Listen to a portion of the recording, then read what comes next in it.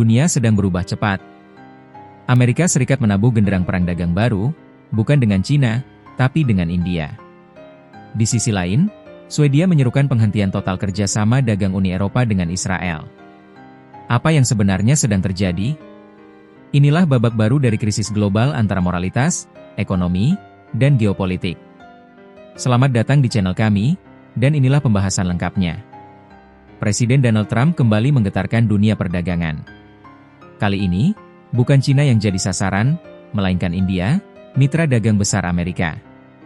Mulai 1 Agustus 2025, semua barang dari India yang masuk ke Amerika Serikat akan dikenakan tarif 25%. Trump beralasan bahwa India telah menjalankan kebijakan perdagangan yang tidak adil, merugikan industri dalam negeri Amerika, dan memperlemah posisi global AS. Tapi bukan cuma soal tarif. Trump juga menjatuhkan ancaman penalti tambahan terhadap India. Penyebabnya? India tetap bersikukuh membeli peralatan militer dan energi dari Rusia. Trump menegaskan, India adalah pembeli utama senjata Rusia dan juga konsumen besar energi Rusia bersama Cina. Padahal dunia ingin Rusia menghentikan pembunuhan di Ukraina, ini semua tidak bisa terus dibiarkan. Pernyataan itu membuat hubungan diplomatik India-AS memanas. Apalagi India selama ini dipandang sebagai sekutu kunci di kawasan Indo-Pasifik dalam menghadapi dominasi Cina. Kini, relasi mereka diguncang karena faktor Rusia. Sementara itu, Kementerian Perdagangan India merespons dengan hati-hati, India dan AS telah terlibat dalam negosiasi untuk mencapai perjanjian dagang yang adil dan saling menguntungkan.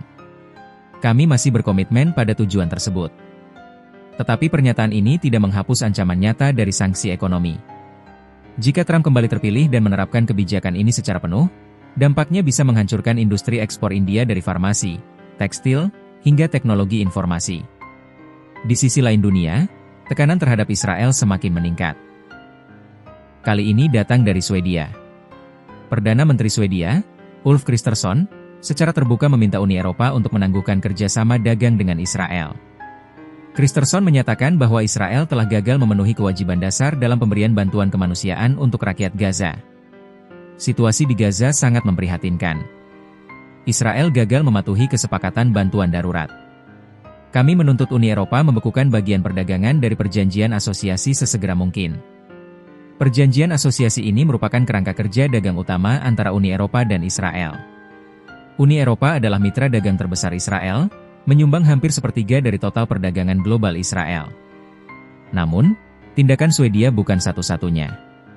2 hari sebelumnya, Belanda melalui Menteri Luar Negeri Caspar Veldkamp juga menyampaikan niat yang sama, mendorong pembekuan perjanjian perdagangan dengan Israel jika tidak ada perubahan dalam penyaluran bantuan dan pemenuhan HAM.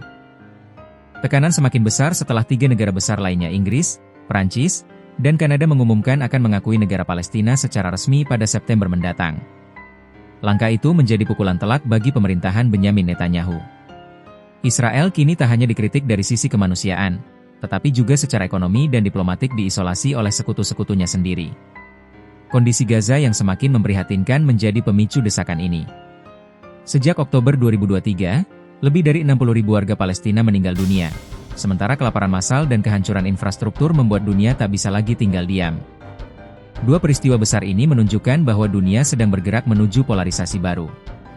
Amerika Serikat di bawah Trump menegaskan kembali pendekatan America First, bahkan jika harus melawan India. Di sisi lain, negara-negara Eropa mulai menjauh dari Israel karena isu kemanusiaan. Sebuah perubahan besar jika dibandingkan dengan beberapa dekade sebelumnya, di mana dukungan terhadap Israel sangat kuat di Barat. Yang menarik, 2 negara yang disorot India dan Israel selama ini juga menjalin hubungan strategis, termasuk dalam pertahanan dan teknologi. Tapi kini, keduanya menghadapi tekanan dari kekuatan global yang berbeda. Apakah ini pertanda dunia benar-benar sedang menuju tatanan baru pasca Ukraina dan konflik di Gaza? Apakah kebijakan luar negeri kini ditentukan oleh moralitas? Atau justru oleh kepentingan ekonomi yang berubah arah? Yang jelas, dunia kini berada di titik kritis. Ketika ekonomi, militer, dan moral bertabrakan, kita sebagai warga global harus terus mengawasi kemana arah dunia ini bergerak.